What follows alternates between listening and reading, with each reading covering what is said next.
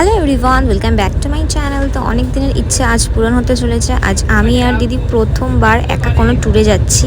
আর কোথায় যাচ্ছি সেটা কিন্তু তোমাদেরকে একটু পরেই শেয়ার করব।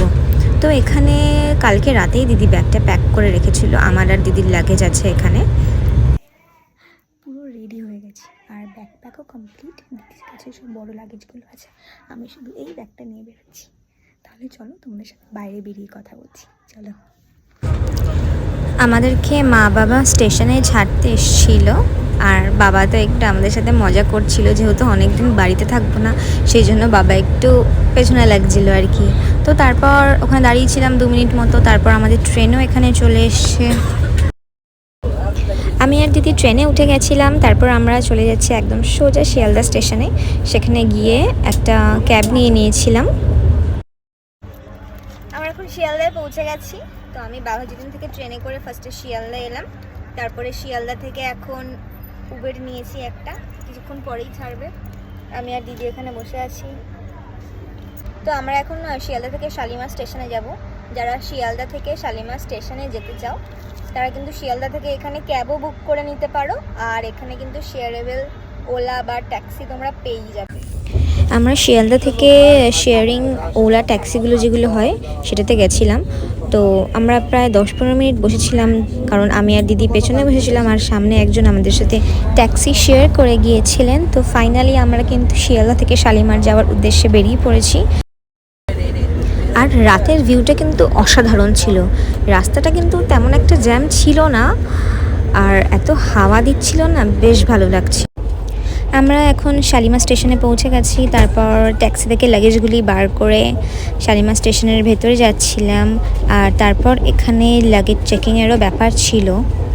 তো তারপর লাগেজটা চেক করিয়ে নিয়ে আমরা আমাদের ট্রেনের সিট নাম্বার খুঁজছিলাম। তারপর তো আমরা লাগেজ নিয়ে ট্রেনে উঠে গেছিলাম। আর আমি এখানে তোমাদেরকে সিট দেখাবো বলে আবার ট্রেন থেকে নেমে আবার উঠেছিলাম। তো আমাদের সাইড আপার সাইড লোয়ার ছিল।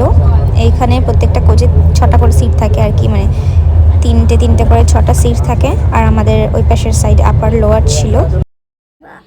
আমাদের কটার ট্রেন ছিল? 11:50 আমাদের 11:50 ট্রেন। তো আমরা আধ ঘন্টা আগেই পৌঁছে গেছি ট্রেনে। এখন বসে আছি, সবাই আসেনি এখনো, মোটামুটি সিট ফিট ফাঁকা হয়েছে। এখন অনেক সিট ফাঁকা, বেশি ছোট ছোট লাগছে। আমি আরেকটু বড় হবে, সিটটা আলাদা হবে না, হোয়াইট সিট ছিল। আমরা যেটা গেলাম তো হোয়াইট সিট ছিল। হোয়াইট সিট, আমিও ভিডিওতে দেখেছিলাম হোয়াইট সিট। সিটটা লাল রঙের, এটা চওড়াটা বেশি না। ট্রেনে ওঠার আগে 2টো কোকাকোলা নিয়ে উঠেছিলাম, আর এত জল তেষ্টা পাচ্ছিল, জলও নিয়েছিলাম। কিন্তু এই ওয়েদারে একটু একটু ঠান্ডা কোকাকোলাটা খেতে কিন্তু দারুণ লাগছিল। তো তারপর তো আমি আমার সিটে উঠে গেছিলাম। আর এখানে 2টো চাদর দিয়েছে, একটা বালিশ দিয়েছে, একটা কম্বল দিয়েছে। তো তারপর আমি আমার বিছানাটা রেডি করে নিচ্ছিলাম। আর এরই মধ্যে আমাদের ট্রেনটা ছেড়ে দিয়েছিল। তারপর দিদি এখানে দিদির বিছানাটা পেতে নিচ্ছিল। আর তারপর আমি একটু ওয়াশরুমে গিয়েছিলাম।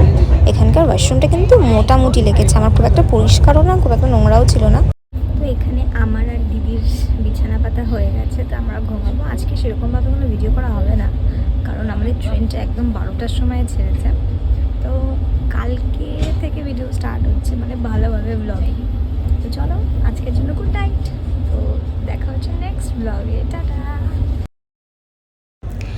আমরা কোন ট্রেনে যাচ্ছি, টিকিট প্রাইস, এই সমস্ত কিছু কিন্তু আমি নেক্সট ব্লগে শেয়ার করব। আর ভিডিওটা ভালো লাগলে কিন্তু লাইক করো, আর আমার চ্যানেলটাকে প্লিজ সাবস্ক্রাইব করে নিও। আমি যেহেতু ট্রেনের ভয়েস দিচ্ছি তাই একটু প্লিজ ম্যানেজ করে নিও। টাটা।